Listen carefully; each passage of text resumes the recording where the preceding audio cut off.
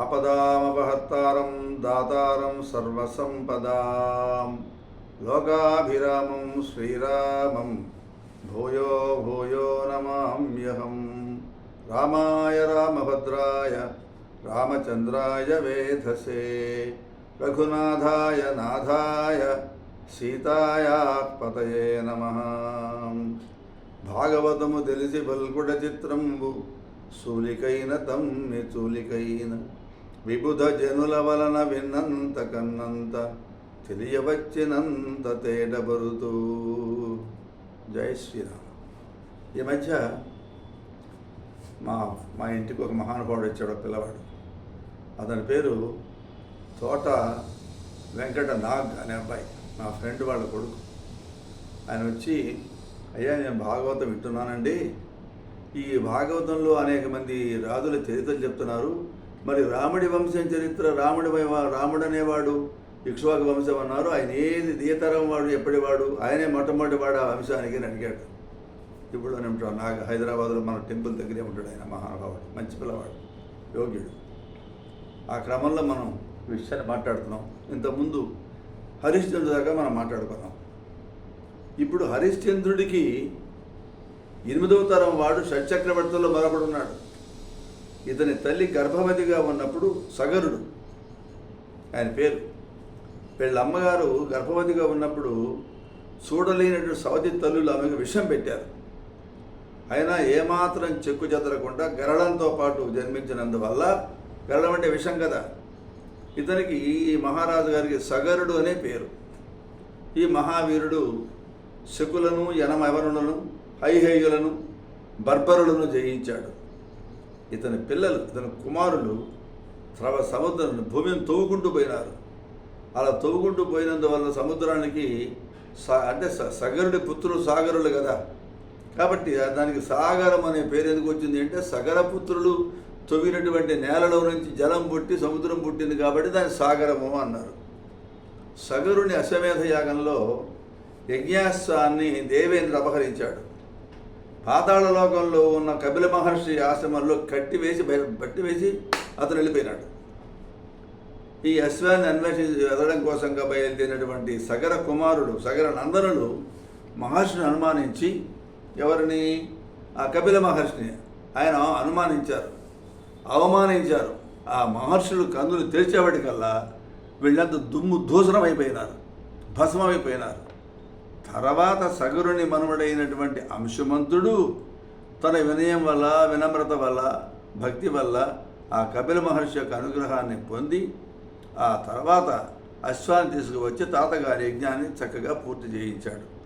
అందువల్ల విశేషమైనటువంటి పేరు ఈ సగరుడికి, అంశుమంతుడికి. ఇక సగర చక్రవర్తి కొడుకు అంటే మనవడైనటువంటి అంశుమంతుడి విషయం. అంశుమంతుడు మనవడు కదా, అతను ఇప్పుడు ఘోరమైన తపస్సు చేశాడు, పరమేశ్వరుని మెప్పించాడు. ఎక్కడో స్వర్గలోకంలో ఉండే గంగను భూమికి రప్పించి తన పితామహులైనటువంటి వాళ్ళ భస్మరాశుల పైన ఆ నదిని ప్రవహింపజేశాడు.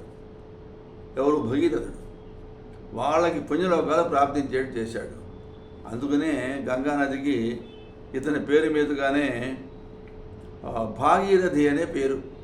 అంటే భగీరథుని యొక్క ప్రయత్నం వల్ల ఆకాశంబున నుండి శంభున శిరంబందుండి సుశ్లోకంబైన హిమాద్రు నుండి భూలోకం నుండి హస్తకాంబోధి పయోధి నుండి గంగా కూలంకష పెక్కుభంగులు వివేక భ్రష్ట సంపాదములు అన్నాడు భర్తృహరి. కాబట్టి నగర చక్రవర్తి మనవడైన అంశమంతుని మనవడే సాక్షాత్తు ఈ భగీరథుడు. దృఢమైనటువంటి సంకల్పం అసాధ్యాన్ని కూడా సుసాధ్యం చేస్తుంది అని చెప్పడానికి ఈ భగీరథుడి యొక్క ప్రయత్నం, ఆయన కృషి చక్కని ఉదాహరణ. ఆ తర్వాత భగీరథుడికి 5వ తరం వాడు ఋతుపర్ణుడు అని ఉన్నాడు.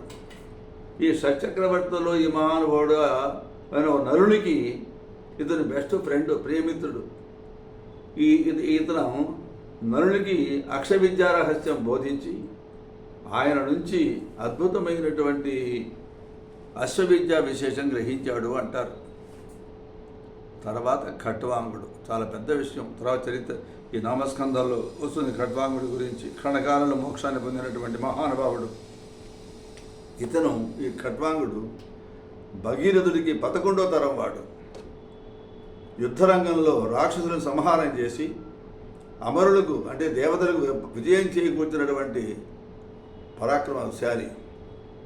దేవతల వల్ల తనకు ఆయుష్ ఎంత ఉందో మిగిలి తెలుసుకొని క్షణకాలమే ఉందనుకుంటే అల్పమైన కాలం అంటూ ఉంటే ఇప్పటిదాకా ఉన్నటువంటి రాజభోగాలన్నింటినీ కూడా పరిత్యాగం చేసి సమస్త భోగాలను పక్కబెట్టి విరక్తుడై క్షణకాలంలో భగవన్నామ స్మరణ వల్ల విష్ణు సాయుధ్యం పొందినటువంటి మహానుభావుడు ఈ ఖట్వాంగుడు అంటారు. ఇంతవరకు ఒక లెక్క. ఇక ఇక్కడి నుంచి ఈ సూర్యవంశంలో తర్వాత ఈ ఖట్వాంగుడికి మనవడైనటువంటి వాడు రఘుమహారాజు గారు. ఇప్పుడు రఘువంశం రాశాడు కాళిదాసు గారు. ఈ రఘువంశంలో ఎవరెవరు ఉన్నారంటే ఆయన వాల్మీకి రామాయణంలో రఘువంశం ఇప్పుడు మనం చెప్పేవన్నీ మనకు కనపడవు. ఇంతమంది రజులు ఈ రఘువంశరాజుల చరిత్ర మనకు తెలియదు. ఈ పూర్తి చేయడం కోసం కాళిదాసు రఘువంశానికి కావ్యం రాశాడు ఆయన. ఈ రఘుమహారాజు ఖట్వాంగుడికి మనవడు. రవివంశానికి రఘువంశం అనే పేరు అంటే బెంచ్ మార్కింగ్ ఇక్కడ మొదలవుతుంది. ఇప్పటిదాకా వేరు, ఇది బెంచ్ మార్కింగ్. ఈ సూర్యవంశానికి రఘువంశం అనే ప్రసిద్ధి చేకూర్చిన మహానుభావుడు ఈ రఘుమహారాజు గారు. అఖండమైనటువంటి భారత భూమిని ఏకఛత్రాధిపత్యంగా పరిపాలించినటువంటి మహాప్రభువు ఈయన వలనే శ్రీరామచంద్రమూర్తికి రఘురాముడు అని పేరైనాడు. అంటే రఘువంశంలో కులతిలకుడు అయిన ఒక మహానుభావుడైనాడు. విశిష్టమైన పరాక్రమం చేత సత్యధర్మ నిష్ఠ వల్ల రఘురాముడు అనిపించుకున్నాడు మన శ్రీరామచంద్రమూర్తి. ఆ తర్వాత ప్రధానమైన వాడు దశరథ మహారాజు గారు. ఎవరైనా రఘుమహారాజు గారికి మనవడు, అజమహారాజు గారికి పుత్రుడు. దేవాసుర సంగ్రామంలో ఇంద్రుడి పక్షం వహించి పోరాడినటువంటి వీర శిరోమణి సత్యసంధుడు అవతారపురుడైనటువంటి శ్రీ రామచంద్రస్వామికి సాక్షాత్తు కన్న తండ్రి దశరథ మహారాజు గారు. ఆయన తర్వాత మన కళ్యాణ చక్రవర్తి, మన రఘురామమూర్తి, మన శ్రీరామచంద్రమూర్తి కథానాయకుడు. సాక్షాత్తు దశరథ మహారాజు గారి కొడుకు పుత్రుడు, జ్యేష్ఠ పుత్రుడు ఈ మహానుభావుడు రామచంద్రమూర్తి. శ్రీరామాయణానికి కథానాయకుడు, జానకీ వల్లభుడు, రావణ గర్వ నిర్వాపణుడు, దశరథ మహారాజు గారి నలుగురు పుత్రులలో జ్యేష్ఠుడైనటువంటి వాడు ఈ రామచంద్రమూర్తికి. అదంతా వాల్మీకి రామాయణంలో నిత్యానందం గారు మీరు సుమారు 3000 వీడియోలు చేసి ఇలాగే భాగవతం లాగానే విశేషమైన ప్రాచుర్యం కల్పించి మంచి కైంకర్యం చేశారు భగవంతుడికి. కాబట్టి ఆ రామాయణం గురించి ఇప్పుడు ఈ సందర్భంగా ఒక మాట అనుకోవడమే. అంటే రామాయణం అంటే రాముడి కథ. ఆ రామచంద్రమూర్తికి కుశలవులు అనే పిల్లలు కలిగారు. ఆయన తమ్ముడు లక్ష్మణస్వామికి అంగద చంద్రకేతులు అనే పిల్లలు కలిగారు. భరతుడికి దష్క పుష్కరుడు అనే పిల్లలు కలిగారు. శత్రుఘ్నుడికి సుబాహు సుతసేనులు అని సంభవించారు. ఆ రకంగా సూర్యవంశాన్ని 3 పువ్వులు 6 కాయలుగా వృద్ధి చెందారు. రామచంద్రమూర్తి ఒక్కడే తన పరిపాలనా కాలంలో రాజవంశాన్ శతగుణాన్ స్థాపయిష్యతి రాఘవ. ఆ రాఘవుడు రామచంద్రమూర్తి రాజవంశాలని అయ్యా 100 వంశాలు స్థాపించాడు. 100 కుటుంబాలు 100 ప్రాంతాల్లో దేశాన్ని పరిపాలన చేశాయి. అందులో ఒక వంశం ఇక్ష్వాకు వంశం, విజయపురి అంటాం. నాగార్జున సాగర్ పేరు విజయపురి. విజయపురి సౌత్ అంటే దక్షిణ విజయపురి ఆంధ్రలో భూభాగం. ఆంధ్రలో చివరి పొలిమేర గ్రామం లాస్ట్ది. అది దాటితే నాగార్జునసాగర్ డ్యాము. ఆ నాగార్జునసాగర్ డ్యామ్లో సగభాగం విజయపురి సౌత్ ఆంధ్ర ప్రాంతం, సగభాగమేమో తెలంగాణకి వెళ్ళిపోయింది.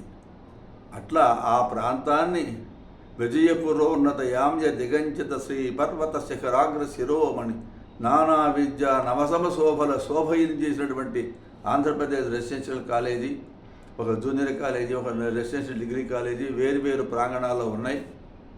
నేను డిగ్రీ కాలేజీలో లెక్చరర్గా ప్రిన్సిపాల్గా చేసి రిటైర్ అయినాను. ఇది సూర్యవంశం యొక్క విషయం. ఎంతవరకు రామచంద్ర రఘువంశంలో రాముల వారు, లక్ష్మణస్వామి, భరతుడు, శత్రుఘ్నుడు వాళ్ళ పిల్లల దాకా. ఇక్కడ తర్వాత మనకి విశేషాలు పెద్దగా లేవు, అందుబాటులో లేవు. ఇప్పుడు చంద్రవంశం, ఇది సీతమ్మ వంశం. ఆ విషయం జ్ఞాపకం చేసుకుందాం. జై శ్రీరామ్.